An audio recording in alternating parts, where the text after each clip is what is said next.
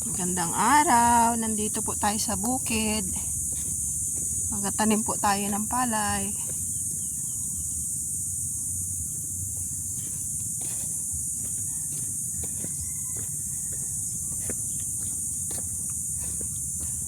Yung iba po ay taniman natin ng palay dahil kinain po ng kuhol.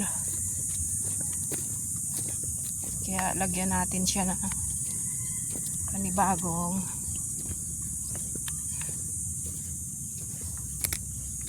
tanim.